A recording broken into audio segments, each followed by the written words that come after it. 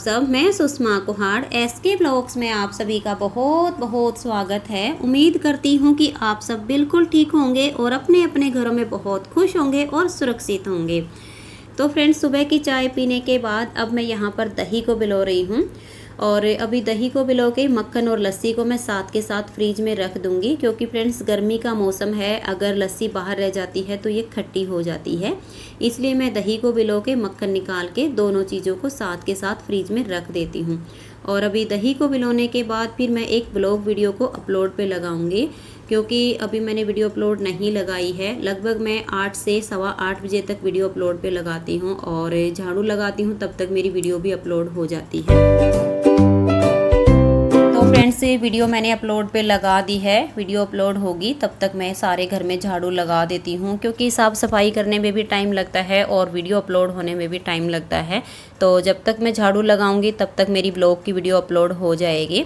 और अभी मैं फटाफट सारे घर में साफ़ सफाई का काम कर लेती हूँ और झाड़ू लगाने के बाद फिर मैं खाना बनाने की तैयारी करूँगी। पोछा अभी नहीं लगाऊंगी, पोछा मैं रोटी बनाने के बाद ही लगाऊंगी, क्योंकि फिर पोछा लगाने के बाद तो साथ के साथ नहाने के लिए जाना पड़ता है और फिर अगर मैं इतने सारे काम करने लग जाऊंगी तो फिर खाना बनाने में लेट हो जाऊंगी। तो इसलिए अभी मैं फटाफट झाड़ू लगा देती हूँ और फिर मैं खाना बनाने की तैयारी करूँगी। फ्रेंड्स, अब मैं यहाँ पर सब्जी काट रही हूँ और सब्जी मैं आलू मटर की बनाऊंगी, तो रेसिपी शेयर नहीं करूँगी, क्योंकि इसकी रेसिपी मैंने पहले ही आप सबके साथ शेयर की हुई है। और फ्रेंड्स, ये मटर भी मैंने बिल्कुल फ्रेश वाले लिए हैं, क्योंकि हमारी मार्केट में फ्रेश मटर आसानी से मिल जाती है। बस इतना होता है कि यही मटर सर्दियों में 30 से 40 रुपये की 1 किलो मिलती है और इन दिनों में यही मटर 40 रुपये की 250 ग्राम मिलती है। लेकिन फ्रेश मटर की जो सब्ज़ी बनती है वो बहुत स्वादिष्ट बनती है और जो पैकेट में दाने आते हैं उनकी सब्ज़ी इतनी बढ़िया नहीं बनती है जितनी कि फ्रेश मटर की बनती है। तो अभी मैं सब्ज़ी को काट के फिर सब्ज़ी में छोंक लगा दूंगी। सब्ज़ी बनेगी तब तक चाय के कुछ बर्तन रखे हैं वो साफ़ कर दूंगी और आटा लगा दूंगी। तब तक मेरी सब्ज़ी बन के तैयार हो जाएगी और फिर मैं साथ के साथ सबको खाना बना के खिला दूंगी।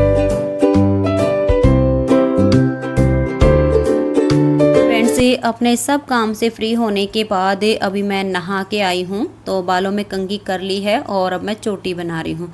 और वैसे फ्रेंड्स, आज नहाने के बाद बिल्कुल मन नहीं हो रहा था कि मैं अपने बालों में कंघी करूँ, लेकिन फिर मैंने सोचा कि अभी मुझे कपड़ों पे तह लगानी है और जो प्रेस करने वाले हैं उन पर मुझे प्रेस भी करनी है, तो फिर 1.5 पौने 2 घंटे का टाइम आराम से लग जाएगा। तो इसलिए आलस छोड़ के कंघी करके चोटी बना लेती हूँ, नहीं तो ये बाल मेरे कई घंटे तक ऐसे ही बिखरे रहेंगे। तो अब मैंने चोटी बना ली है और बिंदी लगा लेती हूँ और सिर्फ सिंदूर लगाऊंगी, क्योंकि फ्रेंड्स ये गर्मी इतनी है कि क्रीम लगाने का तो बिल्कुल भी मन नहीं होता है। फ्रेंड्स, अब मैं अपने सारे कपड़े लेके बैठ गई हूँ। जो तय लगाने वाले कपड़े हैं इन पे अब मैं तय लगाऊंगी और तय लगाने के कपड़े तो कम ही हैं, प्रेस करने वाले ही ज़्यादा हैं। तो जो तय लगाने वाले हैं इन पर पहले मैं तय लगा के इनको इनकी जगह पर लगा दूंगी, ताकि बेड पर जगह बन जाए, क्योंकि मुझे प्रेस भी यहीं पर करनी है और फिर प्रेस करने के बाद प्रेस वाले कपड़े भी यहीं पर रखने हैं। तो पहले इन कपड़ों पे तय लगा के और इनको इनकी जगह पर लगाऊंगी और फिर मैं कपड़ों पर प्रेस करने के लिए बैठ जाऊंगी। तो प्रेस करने में भी ज़्यादा टाइम लगेगा।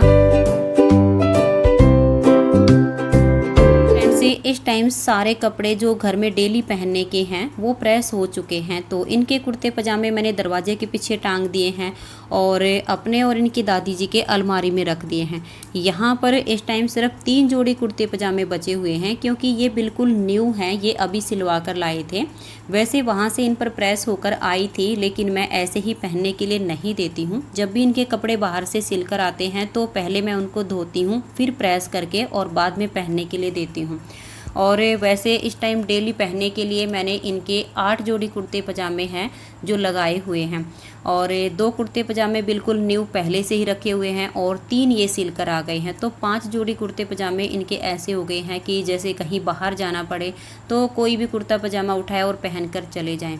और जैसे 8 जोड़ी कपड़े मैंने इनके लगाए हुए हैं पहनने के लिए, अगर उनमें से कोई मुझे ऐसा लगता है कि ये रिजेक्ट हो गया है, इसको मैं हटा देती हूँ, तो उसको हटा के उसकी जगह पर मैं नया वाला लगा देती हूँ, ताकि इनके 7 से 8 जोड़ी कपड़े डेली पहनने के लिए बाहर रहें। तो अभी मैं इन कपड़ों पर प्रेस करके और इन्हें अलमारी में रख देती हूँ।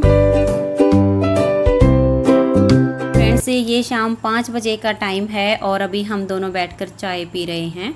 और फ्रेंड्स चाय शाम की डेली यही बना कर लाते हैं, क्योंकि मैं सारा दिन काम करते करते थक जाती हूँ। और इस टाइम जब ये चाय बना के लाते हैं और कहते हैं कि ये लो चाय बना के ले आया हूँ, चाय पी लो, तो यकीन मानिए मेरी सारी थकावट दूर हो जाती है। क्योंकि ये चाय भी बहुत ही स्वादिष्ट बना कर लाते हैं और बहुत अच्छी इनके हाथों की चाय होती है और चाय पीने के बाद सारी थकान दूर हो जाती है।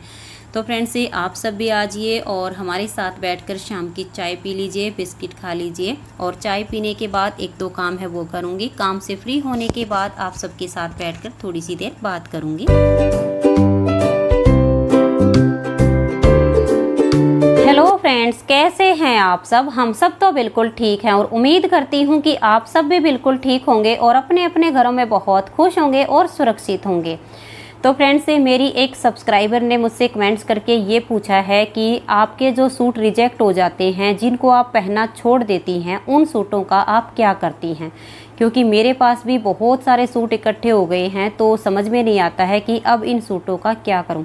क्योंकि फ्रेंड्स ये तो सबके साथ होता है कि कुछ दिन सूट पहनने के बाद वो मन से बिल्कुल उतर जाता है और उसे पहनने का बिल्कुल मन नहीं करता है और फिर वो रिजेक्ट कर दिए जाते हैं, तो फिर ढेर लग जाता है। लेकिन मैं अपने सूटों को रिजेक्ट करने के बाद इकट्ठा नहीं होने देती हूँ, साथ के साथ किसी गरीब को पहनने के लिए दे देती हूँ।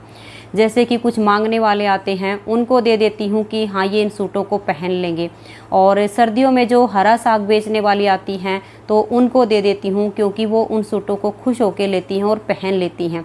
और इस टाइम तो जहाँ पर मैं रह रही हूँ, यहाँ पड़ोस में ही कुछ गरीब घर के लोग रहते हैं, तो इस टाइम भी मैंने अपने 10 से 12 सूट इनको पहनने के लिए दिए हैं।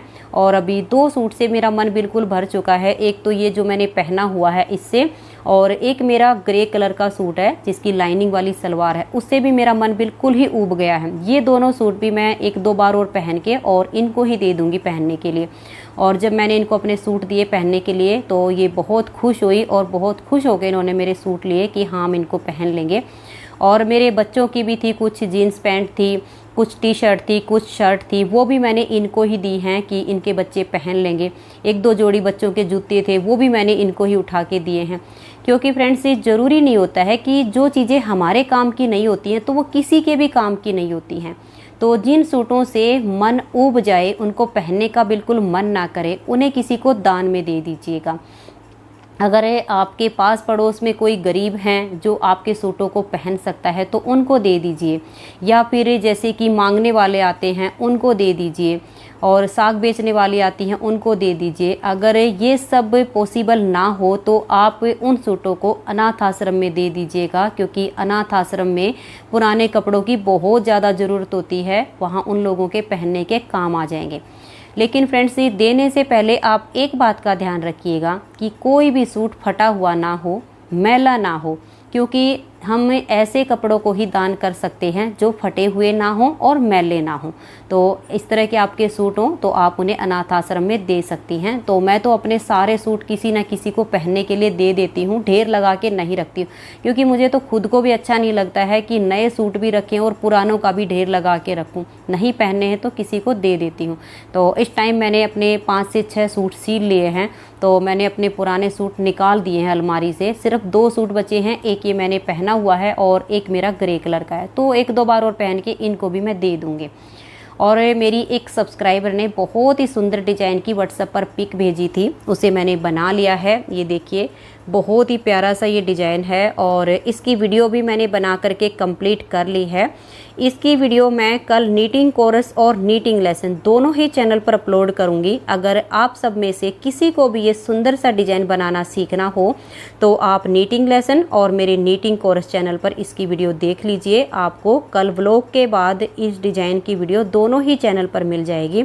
तो फ्रेंड्स आप सबको ये डिज़ाइन कैसा लगा, आप सब मुझे कमेंट्स करके ज़रूर बताइए। और अगर आज की वीडियो पसंद आई हो तो वीडियो को लाइक कर दीजिए। तो फ्रेंड्स आज के इस व्लॉग में इतना ही, मिलते हैं नेक्स्ट व्लॉग में। तब तक के लिए नमस्कार, बाय बाय।